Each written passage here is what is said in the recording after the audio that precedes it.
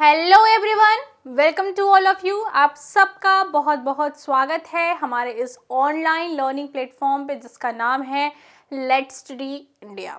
So friends, आज हम discuss करना स्टार्ट करने वाले हैं प्लाज्मा मेम्ब्रेन के बारे में, which is the third lecture of the BSc botany 6 semester paper number first. तो आपके बीएससी बॉटनी फर्स्ट 6 सेमेस्टर के पहला जो आपका पेपर है उसका ये तीसरा लेक्चर होने वाला है, जहाँ पे हम प्लाज्मा मेम्ब्रेन स्टार्ट करने वाले हैं। द फर्स्ट जो लेक्चर था उस लेक्चर में हमने डिस्कस किया था सेल के बेसिक्स के बारे में। The second lecture is all about the cell wall structure and function and the third lecture is all about the plasma membrane. तो चलिए स्टार्ट करते हैं आज की इस वीडियो को। ये वीडियो थोड़ा सा बेसिक्स के ऊपर रहने वाली है प्लाज्मा मेम्ब्रेन के, और फिर इसके नेक्स्ट वाली वीडियो में हम इसका डिटेल डिस्कस करेंगे। प्लाज्मा मेम्ब्रेन होती क्या है? सबसे पहली बात आती है कि प्लाज्मा मेम्ब्रेन होती क्या है और क्यों होती है। अगर आपने इस क्वेश्चन का आंसर आपको मिल गया कि प्लाज्मा मेम्ब्रेन क्यों होती है और क्या होती है, तो आपका टॉपिक कहीं ना कहीं खत्म हो जाएगा। क्या और क्यों, ये बहुत इंपॉर्टेंट क्वेश्चन होता है जो कि आपको किसी भी टॉपिक से रिलेटेड जितनी भी इंफॉर्मेशन होती है उसे बाहर निकालने में काम आता है। क्या, क्यों, कब, कैसे, ये 4 क्वेश्चन होते हैं। हम सबसे पहले देखेंगे कि प्लाज्मा मेम्ब्रेन क्या होती है। अगर हम किसी कोशिका की बात करें, कुछ इस तरीके से हमारे पास एक कोशिका होती है। इस कोशिका के अंदर जो भी चीजें उपस्थित है उन चीजों को बाहर के वातावरण से अलग करने के लिए एक झिल्ली होती है हमारे पास, जिसे हम कहते हैं plasma membrane. What is this called? Plasma membrane. इसे हिंदी में हम क्या कहते हैं? प्लाज्मा भित्ति या कोशिका झिल्ली, प्लाज्मा मेम्ब्रेन। तो ये जो संरचना है जो कि अंदर जो भी उपस्थित होगा उसको बाहर के वातावरण से अलग करती है, उसी को हम प्लाज्मा मेम्ब्रेन कहते हैं। प्लाज्मा मेम्ब्रेन जो है वो एक ऐसा स्ट्रक्चर है जो कि चाहे हमारे पास प्रोकैरियोटिक सेल हो, चाहे हमारे पास सिंपल टाइप की यूकैरियोटिक सेल हो, चाहे पे हमारे पास advance type of eukaryotic cell हो, हर प्रकार की कोशिका में प्लाज्मा मेम्ब्रेन पाया जाता है। और ये जो प्लाज्मा मेम्ब्रेन होता है ये कहीं ना कहीं हम ये कह सकते हैं कि लगभग जो केमिकल कंपोजिशन होता है वो सब में समान मात्रा में ही होता है। हो सकता है कि किसी में कोई चीज़ ज़्यादा हो, किसी में कोई चीज़ कम हो, उनके वातावरण के आधार पे निर्धारित होता है कि कहाँ पे किस चीज़ का क्या चीज़ होगा, लेकिन जो उपस्थिति होती है वो लगभग सभी प्रकार की कोशिकाओं में समान प्रकार के संघटक जो होते हैं, समान प्रकार की जो कंपोजिशन होती है वो देखने को मिलते हैं। अगर हम बात करें कि ये प्लाज्मा मेम्ब्रेन करती क्या है, सबसे इम्पॉर्टेंट इसका जो फीचर है ये है कि ये सेलेक्टिव परमिएबल होती है। कैसी होती है?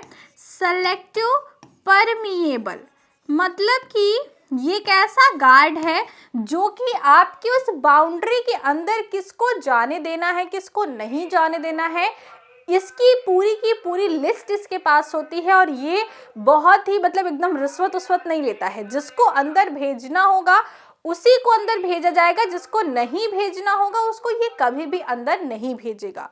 तो ये क्या है, इसका मेन फीचर है कि ये सेलेक्टिव परमिएबल होती है, जिस चीज को सेलेक्ट कर करके ही अंदर भेजती है। और रिश्वत इसके यहाँ नहीं चलता है, बिल्कुल एकदम लॉयल प्रकार की हमारी एम्प्लॉई है। और जिसको हमने जो लिस्ट दी है, मदर गॉड ने जो लिस्ट दी है कि ये चीज इस सेल को इस समय पे चाहिए, सिर्फ वही सेल जो है, वही चीज जो है वो प्लाज्मा मेम्ब्रेन को क्रॉस करके अंदर जा पाती है। हमारी तरह बिल्कुल भी करप्ट नहीं है कि अच्छा भाई ठीक है तुम एक पत्ती अंदर करो और फिर तुम अंदर जा सकते हो, ऐसा वाला काम नहीं करती है। अगर ऐसा वाला काम करती तो फिर हमारा आपका सबका राम नाम सत्य हो जाता।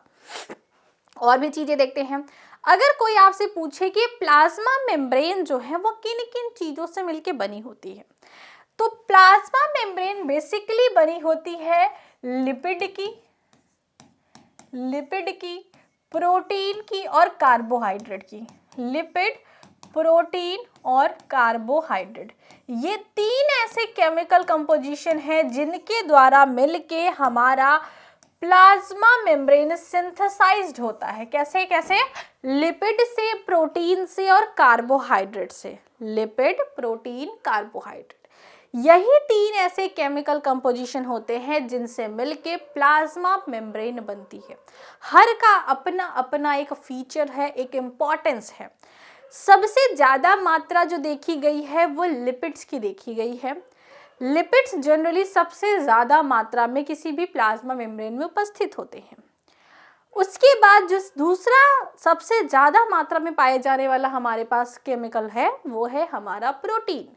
प्रोटीन के बाद जो तीसरी सबसे इम्पॉर्टेंट चीज़ है वो है कार्बोहाइड्रेट। इसका मात्रा थोड़ा कम होता है, 5 से 8% ही देखने को मिलता है, लेकिन ये भी उपस्थित होना इसका कार्य दोनों ही बहुत इम्पॉर्टेंट होते हैं।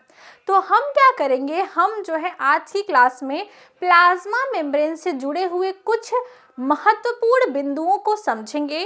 कल की क्लास में हम समझेंगे कि इस प्लाज्मा मेम्ब्रेन की संरचना को बताने के लिए जो अलग अलग मॉडल्स अलग अलग वैज्ञानिकों ने दिए हैं उनके बारे में समझेंगे, और एक क्लास और लगेगी उसमें हम चीज़ों को थोड़ा सा अच्छे से समराइज कर देंगे। समझ में आ गया? अगर मैं आपको एक विजुअल रिप्रेजेंटेशन दूं किसके बारे में, प्लाज्मा मेम्ब्रेन के बारे में, तो आपको प्लाज्मा मेम्ब्रेन कुछ ऐसी संरचना देखने को मिलेगी। सबसे अच्छी संरचना हमारे पास ये है। इस चित्र में आप देख पा रहे होंगे कि आपके पास क्या है, इस तरीके से एक गोली गोली संरचना प्रेजेंट है, और उस संरचना से दो इस तरीके से आपके पास क्या है, टेल्स बनी हुई हैं। इस तरीके से ये जो गोली वाली संरचना इसे हम हेड कहते हैं, और इससे निकली ये जो पूंछ है इसे हम टेल कहते हैं। ये आपको जो पीले रंग की संरचना दिखाई दे रही है ये है कोलेस्ट्रॉल। आप कहते हैं ना कि कोलेस्ट्रॉल बॉडी के लिए अच्छी नहीं होती है, लेकिन आप कहते हैं ना कि इसमें बहुत ज़्यादा कोलेस्ट्रॉल है, ये मत खाओ, कोलेस्ट्रॉल से हार्ट डिजीज बढ़ने लगती है, ये वो। लेकिन कोलेस्ट्रॉल भी 2 टाइप्स के होते हैं। The one is called good cholesterol और second one is called bad cholesterol. आपकी बॉडी में जो कोलेस्ट्रॉल का लेवल होता है वो नियमित होता है। अगर आपकी बॉडी में अच्छे लेवल के कोलेस्ट्रॉल, आप अच्छी टाइप ऑफ कोलेस्ट्रॉल को खाते हो तो आपकी बॉडी में सब कुछ नॉर्मल रहेगा। लेकिन बैड टाइप ऑफ कोलेस्ट्रॉल कहीं पे आर्टरी को ब्लॉक कर देते हैं, कहीं पे कुछ कर देते हैं। तो यहाँ पे आप देख रहे हैं कि जो कोलेस्ट्रॉल होता है उनका एक बहुत इंपॉर्टेंट रोल होता है आपकी प्लाज्मा मेम्ब्रेन के फॉर्मेशन में। आप यहाँ पे देख सकते हैं कि यहाँ पे आपके पास कुछ प्रोटीन मॉलिक्यूल है, यहाँ पे आपके पास प्रोटीन मॉलिक्यूल है। तो ये मुख्यतः प्रोटीन, कार्बोहाइड्रेट और आपका यहाँ पे लिपिड से मिलके बने होते हैं। यहाँ पे आपको कार्बोहाइड्रेट्स भी देखने को मिलेंगे। इस तरीके की जो संरचनाएं आपको दिखाई दे रही हैं ये आपके पास कार्बोहाइड्रेट मॉलिक्यूल्स हैं। सबसे पहले हम आपको एक क्लासिफिकेशन दिखाते हैं जिसके आधार पे आपको समझ में आएगा कि ये सारी चीज़ें किस रूप में उपस्थित होती हैं। यहाँ पे देखिए, प्लाज्मा मेम्ब्रेन बेसिकली 3 प्रकार के केमिकल कंपोजिशन से मिलकर बना होता है। तो पहला जो है वो उसे हम नाम देते हैं लिपिड, जो दूसरा है उसे हम नाम देते हैं प्रोटीन, और जो तीसरा है उसे हम नाम देते हैं कार्बोहाइड्रेट। पहले इनके संरचना के बारे में थोड़ा सा जान लेते हैं, इनका कार्य क्या होता है ये हम थोड़ा सा डिटेल में बाद में समझेंगे। अगर हम बात करें तो लिपिड भी 3 प्रकार के होते हैं। एक कहलाता है फॉस्फोलिपिड, एक ग्लाइकोलिपिड और तीसरा कोलेस्ट्रॉल। हम इनकी संरचना के बारे में देखेंगे, और इसमें जो सबसे बहुआयत प्रकार का जो सबसे ज़्यादा पाया जाने वाला लिपिड है वो है हमारे पास फॉस्फोलिपिड। आपने कई बार सुना होगा कि जो हमारी प्लाज्मा मेम्ब्रेन होती है वो फॉस्फोलिपिड बाइलेयर की मिलकर बनी होती है। क्या होता है फॉस्फोलिपिड हम समझेंगे, लेकिन पहले ये समझ लेते हैं। प्रोटीन भी 3 प्रकार के होते हैं। एक होता है हमारे पास पेरिफेरल प्रोटीन, दूसरा होता है इंटीग्रल प्रोटीन, और तीसरा होता है लिपिड लिंक प्रोटीन। और हमारे पास कार्बोहाइड्रेट भी 2 प्रकार का होता है, एक होता है ग्लाइकोलिपिड और एक होता है ग्लाइकोप्रोटीन। सबसे पहले हम एक एक को डिटेल में समझेंगे, लेकिन सबसे पहले हम कार्बोहाइड्रेट को पूरा कर लेते हैं क्योंकि कार्बोहाइड्रेट आपको यहीं पे समझ में आ जाएगा। देखिए कार्बोहाइड्रेट क्या है, इसके लिए जो हम शब्द का प्रयोग करते हैं वो कहते हैं ग्लाइको। कार्बोहाइड्रेट के लिए जो वर्ड यूज किया जाता है ग्लाइकोजन या ग्लूकोज से आप कह सकते हैं ग्लाइको वर्ड यूज किया जाता है कार्बोहाइड्रेट को रिप्रेजेंट करने के लिए। तो अगर ये कार्बोहाइड्रेट हमारे प्लाज्मा मेम्ब्रेन में उपस्थित लिपिड के साथ जुड़े होते हैं तो इसे हम कहते हैं ग्लाइकोलिपिड, और अगर ये कार्बोहाइड्रेट हमारे प्रोटीन के साथ जुड़े होते हैं तो इसे हम क्या कहते हैं ग्लाइकोप्रोटीन। क्या आपको ये बात समझ में आई कि कार्बोहाइड्रेट जो होती है वो किसी भी प्लाज्मा मेम्ब्रेन में बहुत कम मात्रा में उपस्थित होती है। 5 से 8% इनका मात्रा, पूरे के पूरे प्लाज्मा मेम्ब्रेन की जो मात्रा होती है उसका 5 से 8 भाग जो है वो हमारे पास कार्बोहाइड्रेट से होते हैं। अगर ये कार्बोहाइड्रेट हमारी प्लाज्मा मेम्ब्रेन में उपस्थित लिपिड के साथ जुड़े होते हैं तो ऐसी कार्बोहाइड्रेट को हम कहते हैं ग्लाइकोलिपिड। ठीक है, क्योंकि ऐसे हवा में तो उड़ेगा नहीं, किसी न किसी के साथ तो रिश्ता रखेगा तभी तो आएगा। जैसे आप किसी पार्टी में जाते हो, मान लो उस पार्टी का आप मेन नहीं हो, जैसे एक पार्टी है वो किसी चीज़ की वजह से ऑर्गेनाइज की गई है, तो उसमें क्या होता है कि उस पार्टी का सेंटर होता है, जिसका बर्थडे है, जिसकी एनिवर्सरी है, तो उसके कुछ दोस्त आते हैं। लेकिन कभी कभी क्या होता है उसके दोस्तों के भी दोस्त आ जाते हैं। तो जैसे हमारे प्लाज्मा मेम्ब्रेन है तो प्लाज्मा मेम्ब्रेन के मान लो 3 दोस्त थे, एक हमारा प्रोटीन, लिपिड और कार्बोहाइड्रेट। अब ये है कि क्या है कि कार्बोहाइड्रेट ऐसे खुद से तो आएगा नहीं, कार्बोहाइड्रेट को क्या किया कि लिपिड और प्रोटीन अपने साथ ले आए हैं। बात समझ में आई कि लिपिड था और प्रोटीन था, वो मेन फ्रेंड थे किसके, प्लाज्मा मेम्ब्रेन के। प्लाज्मा मेम्ब्रेन जो है इनसे कहता था कि तुम्हारे बिना मैं बन ही नहीं सकता, तुम्हारे बिना मैं कुछ नहीं हूँ। किसके किसके बिना, लिपिड और प्रोटीन के बिना।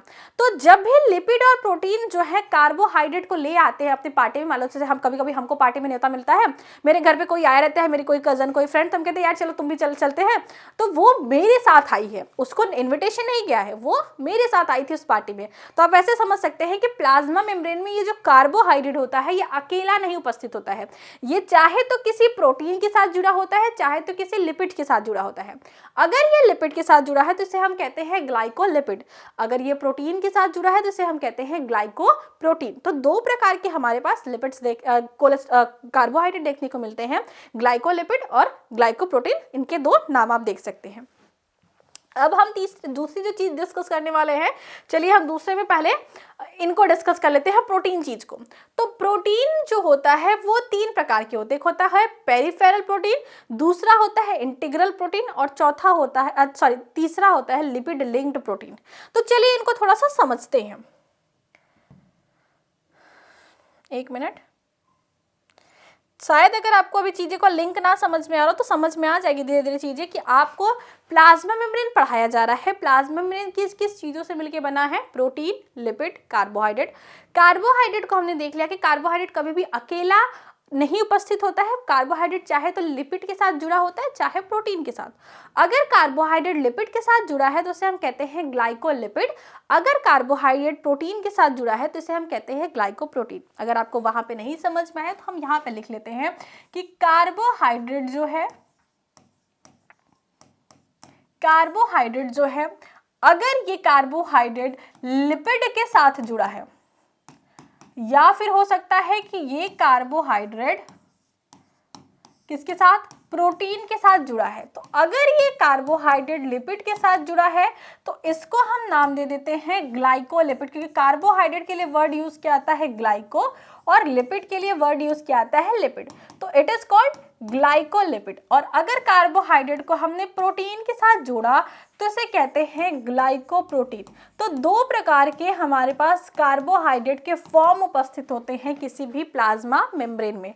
तो अब आपको आई होप की चीजें समझ में आ गई होंगी।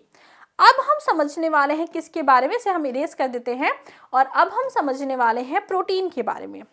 प्रोटीन कहा गया कि प्रोटीन तीन प्रकार के हो सकते हैं, या संरचना में उपस्थिति के आधार पर इन्हें हम तीन भागों में बांट सकते हैं। पहला जो था उसे हम कह रहे थे पेरिफेरल। तो अगर कुछ इस तरीके से हम अपनी प्लाज्मा मेम्ब्रेन को बनाएं, और प्लाज्मा मेम्ब्रेन में जिस तरीके से ऐसे ऐसे करके हमारे पास हेड था, उसके दो दो टेल थे, तो ऐसी संरचना क्या कहलाती है, लिपिड वाली संरचना थी। तो मान लो कुछ इस तरीके से लिपिड्स हमारे पास उपस्थित है, तो ये क्या होती है, बाइलेयर्ड होती है। क्यों बाइलेयर्ड होती है, अभी हम इसके बारे में भी समझेंगे जब हम लिपिड्स के बारे में समझेंगे। तो इस तरीके से मान लो हमारे पास प्लाज्मा मेम्ब्रेन उपस्थित है, इन प्लाज्मा मेम्ब्रेन में प्रोटीन्स उपस्थित होते हैं। अब ये प्रोटीन्स को जो पहला टाइप था वो हमने पढ़ा क्या, पेरिफेरल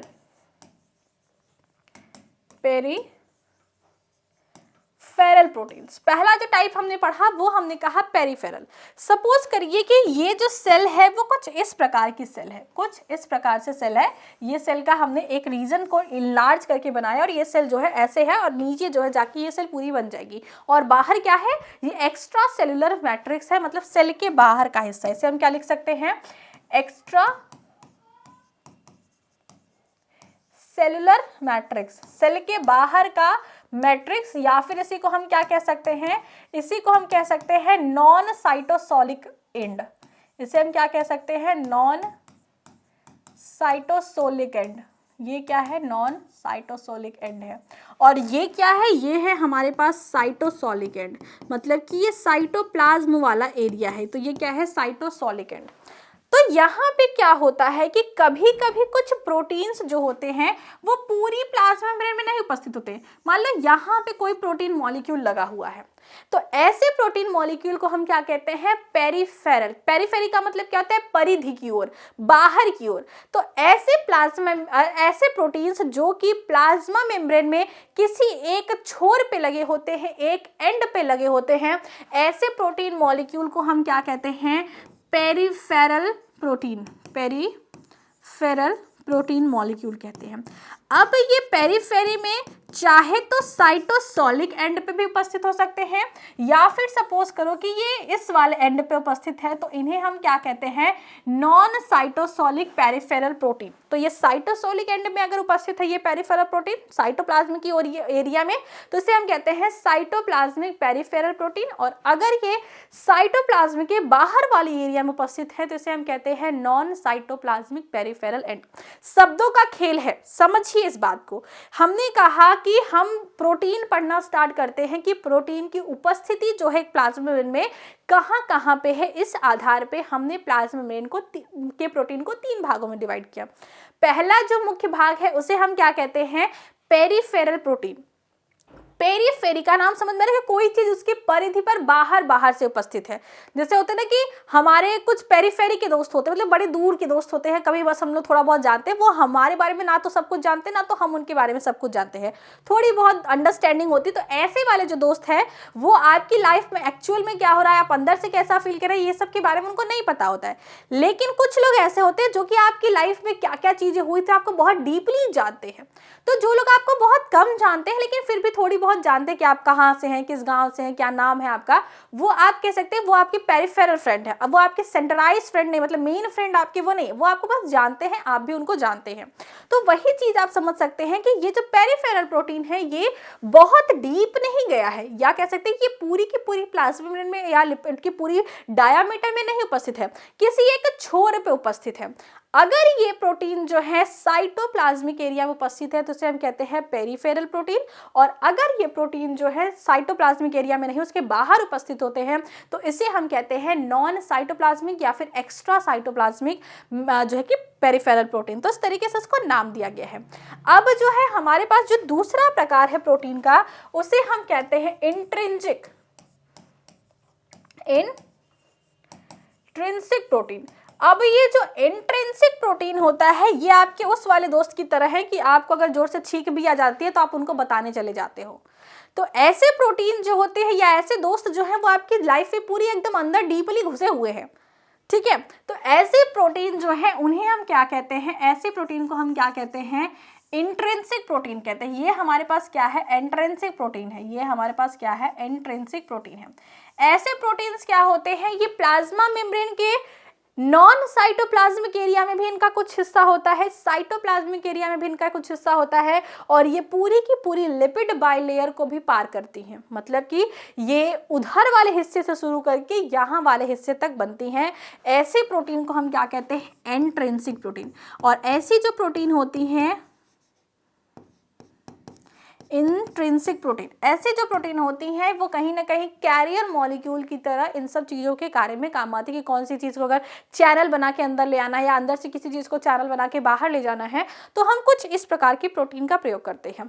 और कुछ प्रोटीन्स ऐसे होती हैं जो लिपिड के साथ जुड़ी होती हैं, जो लिपिड के साथ क्या होती है, जुड़ी होती हैं, तो इसे हम कहते हैं लिपिड एंकर प्रोटीन। ये लिपिड के साथ जुड़ी होती हैं तो ऐसे प्रोटीन क्या कहलाती हैं, लिपिड एंकर प्रोटीन। तो इस तरीके से किसी भी प्लाज्मा मेम्ब्रेन में उपस्थिति के आधार पे हम प्रोटीन को 3 भागों में विभाजित कर सकते हैं।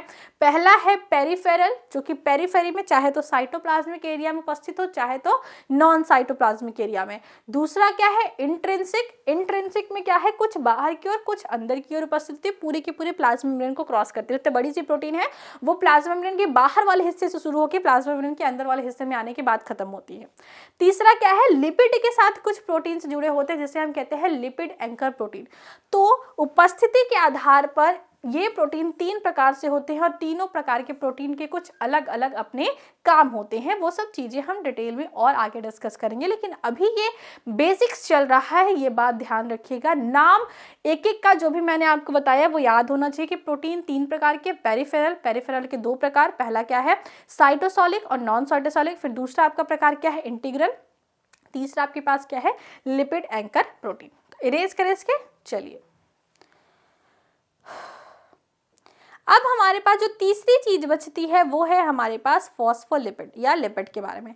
देखिए अभी तक हमने ये वाला हिस्सा कंप्लीट कर लिया है कि प्रोटीन में पेरिफेरल, इंटीग्रल और लिपिड एंकर, पेरिफेरल में भी नॉन साइटोसॉलिक, साइटोसॉलिक, और कार्बोहाइड्रेट में आपके पास ग्लाइकोप्रोटीन और ग्लाइकोलिपिड। तो ये चीज आप अपने नोट्स में ऐसे चार्ट बना के उसी के नीचे छोटा छोटा लिख लीजिए कि किसका क्या एक्चुअल में मतलब होता है। अब हम स्टार्ट करने वाले हैं लिपिड के बारे में, इसके बारे में, लिपिड्स के बारे में। तो लिपिड्स में पहले हम फॉस्फोलिपिड देखेंगे। वो मेन आपको जो है फॉस्फोलिपिड के बारे में देखना है। ग्लाइकोलिपिड या कोलेस्ट्रॉल को आपको इतना डिटेल में उसके स्ट्रक्चर के बारे में नहीं जानना है, लेकिन फॉस्फोलिपिड आपको काफी डिटेल में करना पड़ेगा। अब ये फॉस्फोलिपिड की अगर मैं आपको संरचना दिखाऊं, पहले हम ये बताते हैं आपको कि ये जो प्लाज्मा मेम्ब्रेन होती है ये बाइलेयर्ड ही क्यों होती है। ये फॉस्फोलिपिड या कह सकते हैं जो प्लाज्मा मेम्ब्रेन होती है ये बाइलेयर्ड ही क्यों होती है, ये सिंगल लेयर्ड क्यों नहीं हो सकती। देखिए ये हमने बनाया था कि ये है हमारे पास लिपिड मॉलिक्यूल, ये किसका सीधा पैर था और ये किसका क्या था, ऐसे थोड़ा सा टेढ़ा पैर था, या दोनों पैर इस तरीके से दो उसके टेल थे, एक ये टेल था और एक ये टेल था। हमने कुछ ऐसी संरचना बनाई थी। इसमें इसका क्या मतलब है, इसका क्या मतलब है, ये जो है आपके पास जो हेड वाला रीजन है ये फॉस्फेट को प्रेजेंट करता है।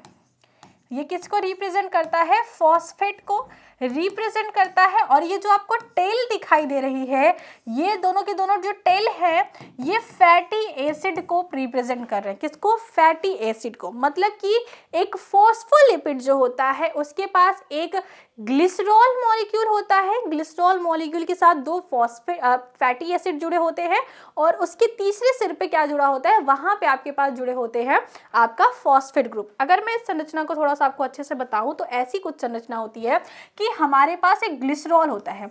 ग्लिसरॉल आपको पता होगा कि 3 कार्बन कंपाउंड का एक केमिकल होता है जिसे हम क्या कहते हैं, ग्लिसरॉल। इस ग्लिसरॉल के साथ हमारे पास एक फैटी एसिड जुड़ा होता है और यहाँ पे इसके साथ हमारे पास दूसरी फैटी एसिड जुड़ी होती है। तो यहाँ पे हम लिख सकते हैं कि ये है हमारे पास एक फैटी एसिड का चेन, फैटी एसिड चेन है, और ये दूसरी हमारे पास फैटी एसिड चेन है, ये दूसरी हमारे पास फैटी एसिड की चेन है। और इसका जो तीसरा कार्बन होता है वो जुड़ा होता है एक फॉस्फेट ग्रुप के साथ। किसके साथ, फॉस्फेट ग्रुप के साथ। अब इसका जो फॉस्फेट ग्रुप होता है, ये चीज आपको ध्यान रखनी है, ये ग्रुप होता है हाइड्रोफिलिक ग्रुप। ये ग्रुप कैसा होता है, हाइड्रोफिलिक, मतलब वाटर लविंग होता है। जबकि ये इतना जो हिस्सा होता है ये होता है हाइड्रोफोबिक। इसको पानी से बड़ा डर लगता है, जैसा कि इस समय ठंडी में हमको लगता है कि पानी जहाँ गिर गया वहां पे तो जाना नहीं है। मतलब पानी से इस समय इतना डर लगता है ठंडी में कि ऐसा लगता है कि यार पानी ना जाना पड़े, नहाने का तो कोई बोल ना दे। तो ऐसे में हाइड्रोफोबिक और हाइड्रोफिलिक दो रीजन्स होते हैं। हाइड्रोफिलिक रीजन आपको पता होगा, the reason which love the water, मतलब कि जिनको वाटर के कॉन्टेक्ट में रहने से कोई दिक्कत नहीं। जैसे हमारी मम्मी लोग होती है, ठंडी में भी उनको रोज नहाना है, रोज घर में पोछा लगाना है, सारे बर्तन जो अलमारी में भी रखे उसे भी निकाल निकाल के धुलना है, पूरे घर के कपड़े, ठंडी चद्दर वगैरह सब कुछ जो है उनको ठंडी में ही धुलना रहता है। तो वो क्या है, वो एक तरीके से हाइड्रोफिलिक है। दिन भर उनको पानी वाला काम करते रहना, ठंडी वड्डी अरे भाई वो तो आती रहेगी। एक हम है, हमको बिस्तर से भी निकलने में, पानी पीने में भी ठंडा लगता है, इसे हम कहते हैं हाइड्रोफोबिक। तो उसी तरीके से कुछ केमिकल्स होते हैं जो कि हाइड्रोफोबिक होते हैं, मतलब वाटर के कॉन्टेक्ट में नहीं रह सकते, वाटर में बेसिकली वो डिजॉल्व नहीं होते। और कुछ ऐसे होते हैं जो कि वाटर लविंग होते हैं। अगर आपको फैटी एसिड याद करने में दिक्कत हो रहा है कि कौन सा वाटर लविंग है कौन सा वाटर हेटिंग है, तो आप समझ सकते हैं फैटी एसिड कहीं ना कहीं फैट से संबंधित है। अगर आप कोई फैट वाली चीज किसी वाटर में डिजॉल्व करते हैं तो क्या वो डिजॉल्व होता है, नहीं, वो उसी में तैरता रहता है, उससे अपना एक अलग एरिया बना लेता है। तो वही चीज यहाँ पे कही गई। और जो आयंस होते हैं, जैसे ये फॉस्फेट आयन है, तो ये वाटर में इजीली डिजॉल्व हो जाता है। तो ये रीजन जो है हाइड्रोफिलिक रीजन बनाता है, और ग्लिसरॉल प्लस फैटी एसिड का जो रीजन होता है ये हाइड्रोफोबिक रीजन बनाता है। और हम जो संरचना बनाते हैं कुछ इस तरीके से कि कैप बना देते हैं और इस कैप में 2 टेल बना देते हैं। तो ये जो कैप है ये इस हाइड्रोफिलिक रीजन को रिप्रेजेंट कर रहा है। ये किसको रिप्रेजेंट कर रहा है, ये रिप्रेजेंट कर रहा है फॉस्फेट ग्रुप को। और ये जो 2 टेल दिखाते हैं ये टेल रिप्रेजेंट कर रही है फैटी एसिड को। फैटी एसिड की जो चेन होती है उसको रिप्रेजेंट करने के लिए ये हमारे पास 2 टेल अवेलेबल है। क्या इतनी बात आपको समझ में आई फॉस्फोलिपिड के बारे में कि ये क्या होते हैं, फॉस्फोलिपिड फॉस्फेट ग्रुप जो है वो ग्लिसरॉल के साथ जुड़ा होता है और ग्लिसरॉल दो फैटी एसिड की लंबी चेन के साथ जुड़ा होता है। तो ऐसी संरचना क्या कहलाती है? फॉस्फोलिपिड कहलाती है। फॉस्फोलिपिड में और भी कई अलग अलग तरीके के फॉस्फोलिपिड्स होते हैं, जैसे आप स्फिंगो फॉस्फोलिपिड कह सकते हैं, ग्लिसरोफॉस्फोलिपिड कह सकते हैं। तो इतना हमको डिटेल में नहीं जाना है, बस फॉस्फोलिपिड की संरचना के बारे में जानिए। अगर आपको थोड़ा सा एक्स्ट्रा जानना है तो आप ये कह सकते हैं कि अगर फॉस्फोलिपिड में ग्लिसरॉल उपस्थित है, अगर फॉस्फोलिपिड में ग्लिसरॉल उपस्थित है तो इसे हम कहते हैं फॉस्फोग्लिसरॉल जो है कि ग्लिसरोफॉस्फोलिपिड। और अगर यहीं पे ग्लिसरॉल की जगह एक दूसरा केमिकल उपस्थित होता है जिसे हम कहते हैं स्फिंगोमाइलिन, तो अगर स्फिंगोमाइलिन उपस्थित होता है तो इसे हम कहते हैं स्फिंगोफॉस्फोलिपिड। तो आप कह सकते हैं कि फॉस्फोलिपिड भी दो प्रकार के होते हैं, ग्लिसरोफॉस्फोलिपिड और स्फिंगोफॉस्फोलिपिड। अंतर क्या होता है? यहाँ पे ग्लिसरॉल उपस्थित होता है और वहां पे स्फिंगोमाइलिन उपस्थित होता है। ठीक है, तो ये चीज आपको पता होनी चाहिए जब आप किसी संरचना के बारे में पढ़ते हैं। और वो समझ में कि जो हम दो पैर दिखाते हैं वो क्या है? वो है फैटी एसिड। अब इतनी चीज समझने के बाद आपको ये समझना जरूरी है कि भाई ये लिपिड बाइलेयर हमेशा, मतलब प्लाज्मा मेम्ब्रेन जो है वो हमेशा लिपिड बाइलेयर की होती है। क्यों? आप स्क्रीनशॉट ले लीजिए, फिर मैं इसे इरेज करती हूँ। अब आपको ये समझना इंपॉर्टेंट है कि ये जो लिपिड की हमारे पास लेयर है प्लाज्मा मेम्ब्रेन, ये हमेशा बाइलेयर्ड ही क्यों होती है? देखिए, हमारा जो सेल है, जिसे इस तरीके से हमारा एक सेल है, थोड़ा सा इनलार्ज करके बनाते हैं। मान लीजिए हम इस तरीके से अपना सेल बना रहे हैं, उसका एक एरिया को हमने इनलार्ज कर दिया है। इस तरीके से हम अपने सेल की प्लाज्मा मेम्ब्रेन को रिप्रेजेंट कर रहे हैं।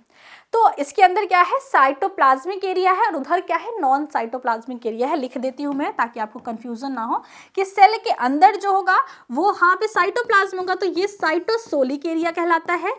और ये जो है, ये बाहर वाला जो एरिया है ये कहलाता है non cytosolic area, non cytosolic area. तो साइटोसोलिक और नॉन साइटोसोलिक दो प्रकार के जो है कि रीजन्स हमें देखने को मिलते हैं। अब बात आती है कि हमें समझना क्या है यहाँ पे हमें समझना है कि ऐसा क्यों होता है कि फॉस्फोलिपिड जो है वो हमेशा बाइलेयर में देखने को मिलती है, या फिर हमारी प्लाज्मा मेम्ब्रेन हमेशा बाइलेयर्ड ऑफ लिपिड की मिलके बनी होती है। देखिए, अगर हम यहाँ पे इस तरीके से फॉस्फोलिपिड बना दें, इस तरीके से फॉस्फोलिपिड की एक लेयर बना दें, ये हमारे पास क्या है? फॉस्फेट, और ये दोनों हमारे पास फैटी एसिड। तो हमारे नॉन साइटोप्लाज्मिक एरिया में भी वाटर की अच्छी खासी मात्रा होती है, हमारे नॉन साइटोप्लाज्मिक एरिया में भी वाटर अच्छा खासे अमाउंट में रहता है, और साइटोप्लाज्मिक एरिया में भी वाटर काफी अच्छे खासे अमाउंट में रहता है। बात समझ में आई? तो ऐसे में अगर हम इसको इस तरीके से अरेंज कर देते हैं तो इसका ये वाला रीजन तो अपने वाटर लविंग एरिया में रहेगा, क्योंकि ये क्या है? ये रीजन है हमारे पास हाइड्रोफिलिक। ये रीजन क्या है हमारे पास? हाइड्रोफिलिक। और ये जो सेकेंड वाला रीजन है जो कि ये वाला है, इसे हम कहते हैं हाइड्रोफोबिक। अगर ये रीजन जो हाइड्रोफोबिक है इसे हम ऐसे खुला छोड़ देंगे तो बेचारा तो पानी में बेचारा परेशान हो जाएगा। जैसे ठंडी में आपको ले जाके कोई पानी की टंकी में छोड़ दे तो आपका क्या होगा? वही हाल इस बेचारे का भी हो जाएगा। पहले तो इसको पानी से डर लगता है, ऊपर से इसको पानी से भरी टंकी एक साइटोसोलिक एरिया में अगर आप छोड़ दोगे तो कैसे जिंदा रहेगा? अब दूसरी बात होती है कि अगर हम इसे ऐसे ना रख के इसे कुछ ऐसे रख दे तो इधर भी पानी है और इधर भी पानी है। दिक्कत यही है कि आगे कुआं पीछे खाई, कहाँ जाए पता नहीं कौन सा देसाई। तो यहाँ पे क्या है? यहाँ पे भी इसको पास पानी का रीजन है और यहाँ पे भी इसके पास पानी का रीजन है। तो ऐसे में ये क्या करती है कि अपने, तो ये लोग आपस में बात करते हैं, ये और इसने कहा कि भाई तुम्हारे पैरों के पास भी बड़ा पानी है, और इसने इससे बात की, इसने जो है इससे बात की, इसने कहा कि सुनो सुनो तुम्हें भी तो पानी की बड़ी दिक्कत हो रही, तुम्हारे भी तो ये जो रीजन्स हैं वो बिना पानी के नहीं रह सकते, और तुम्हारे भी ये जो रीजन्स हैं वो बिना पानी के नहीं, मतलब बिना पानी वाले एरिया में नहीं रह सकते। मतलब कि ये भी हाइड्रोफोबिक है और ये भी हाइड्रोफोबिक है। तो दोनों ने आपस में बात की, फिर कहा कि चलो यार हम क्या करते हैं ना कि हम एक दूसरे के साथ यूनियन बना लेते हैं, एक संगठन बना देते हैं। तो क्या होता है कि ये जो है घसक घसक के यहाँ पे आ जाती है। तो अब क्या हुआ कि अब हम कुछ ऐसी संरचना देखते हैं कि हमारे पास जो यहाँ पे लिपिड है वो कुछ इस तरीके से प्रेजेंट हो जाता है। लिपिड जो है कुछ इस तरीके से प्रेजेंट हो जाता है, और हमारी जो पूरी की पूरी संरचना है लिपिड बाइलेयर की, अगर मैं उसे पूरा का पूरा फिल करूं इस तरीके से पूरा का पूरा फिल करूं, तो ये इस तरीके से क्या होती है, किनारे किनारे पे हमारे पास वो वाला एरिया आ जाता है जो कि वाटर को लव करता है, वाटर लविंग एरिया आ जाता है। और इनके बीच में हमारे पास उपस्थित होता है वाटर का फोबिक एरिया, जो वाटर को हेट करता है या हाइड्रोफोबिक होता है, वाटर से डरता है, वाटर से जो एरिया डरता है उसे हम सेंटर में लाके छोड़ देते हैं, उसे हम क्या करते हैं, सेंटर में लाके छोड़ देते हैं। और ये रीजन क्या कहलाता है, हाइड्रोफोबिक एरिया। और बाहर हमारे पास जो एरिया उपस्थित होता है उसे हम कहते हैं हाइड्रोफिलिक एरिया।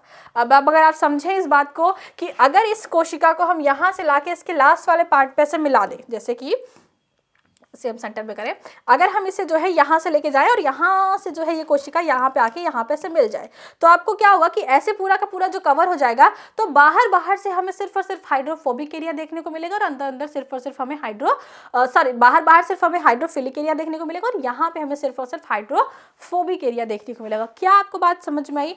इस बात को अगर हम थोड़ा सा एक छोटे से फिगर में समझे तो मैं आपको एक और कॉन्सेप्ट समझा सकती हूँ कि अगर हम एक कोशिका बनाए जो कि साइज में काफ़ी इस तरीके से हमारे पूरे बोर्ड में आ जाए और इसको जो है कि इस तरीके से मान लो हमने बना लिया,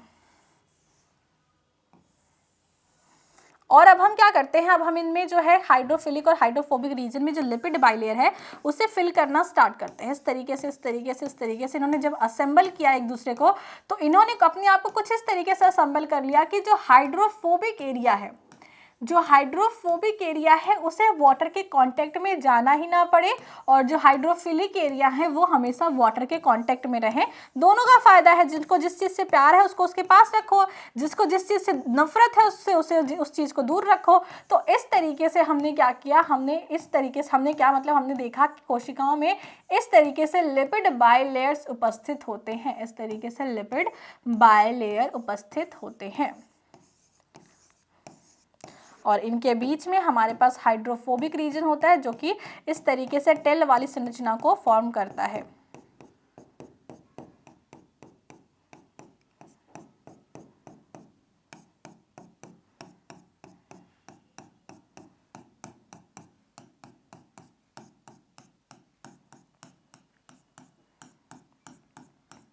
क्या आपको अब एक आपके क्लियर दिमाग में एक इमेज बन रहा है कि भाई ये हाइड्रोफोबिक वाला मतलब कि आपका लिपिड लेयर जो है वो बाइलेयर्ड क्यों होता है? क्योंकि इसमें हमारे पास हाइड्रोफोबिक और हाइड्रोफिलिक दोनों रीजन होता है, और आपको पता होना चाहिए कि साइटोसोलिक और नॉन साइटोसोलिक जो दोनों एरिया होते हैं, इन दोनों एरिया में क्या होता है, वाटर का कंटेंट अच्छी खासा अमाउंट में होता है। हमारी बॉडी का जो 70% पार्ट है वो वाटर से ही बनता है, तो बाहर के एरिया में भी वाटर रहता है, अंदर की एरिया में भी वाटर रहता है। तो ये कुछ इस तरीके से अरेंजमेंट कर लेते हैं कि अब इनमें वाटर कहीं से भी प्रवेश ही ना कर पाए। वाटर जो है इस तरीके से एक पर्टिकुलर मतलब कि हाइड्रोफोबिक रीजन को हाइड्रोफिलिक रीजन इस तरीके से कॉम्पैक्ट करा देते हैं कि इनको वाटर के कांटेक्ट में आना ही नहीं पड़ता। अगर इसी फिगर को थोड़ा हम डिटेल करें तो यहाँ पे हम देख सकते हैं कि यहाँ पे कुछ इस तरीके से हमारे पास इंट्रिंसिक प्रोटीन उपस्थित होते हैं, जिनका एक हिस्सा साइटोसोलिक रीजन में होता है, दूसरा हिस्सा नॉन साइटोसोलिक रीजन में होता है, और एक बड़ा हिस्सा इनका कहाँ पे होता है, जो है कि मेम्ब्रेन के अंदर जो है धसा होता है। और ये प्रोटीन मुख्यतः जो है कैरियर्स की या जो है कि इस तरीके से काम में किसी भी चीज़ के ट्रांसपोर्ट में काम करते हैं।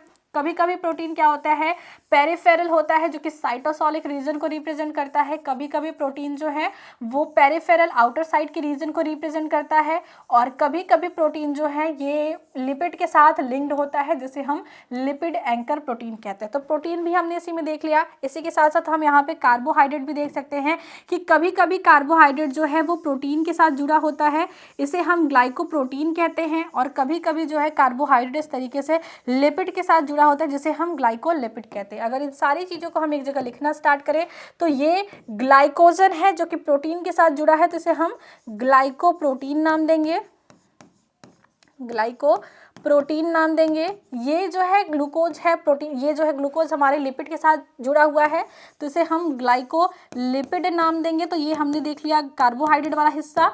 ये है हमारे पास क्या, ये है हमारे पास इंट्रिंसिक या फिर इंटीग्रल, या ये है हमारे पास इंटीग्रल प्रोटीन जो कि पूरी की पूरी प्लाज्मा मेम्ब्रेन में एम्बेडेड होता है। और ये है हमारे पास नॉन साइटोसोलिक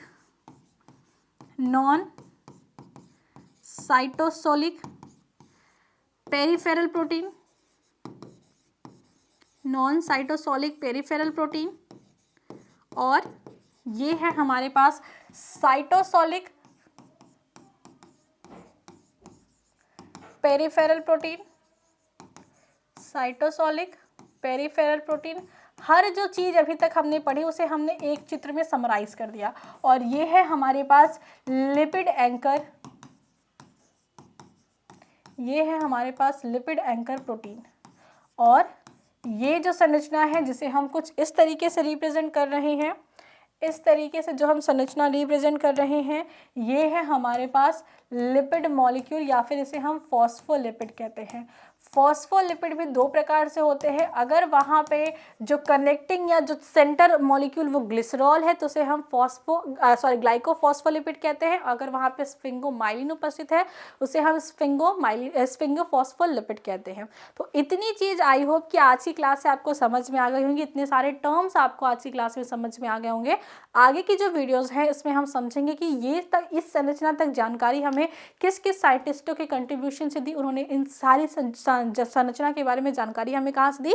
और लास्ट में ये इस तरीके से अलग अलग प्रकार की संरचनाओं का क्या मुख्यतः काम होता है इसके बारे में भी डिटेल में समझेंगे। तो 3 वीडियोस में आपका प्लाज्मा मेम्ब्रेन जो है कंप्लीट हो जाएगा।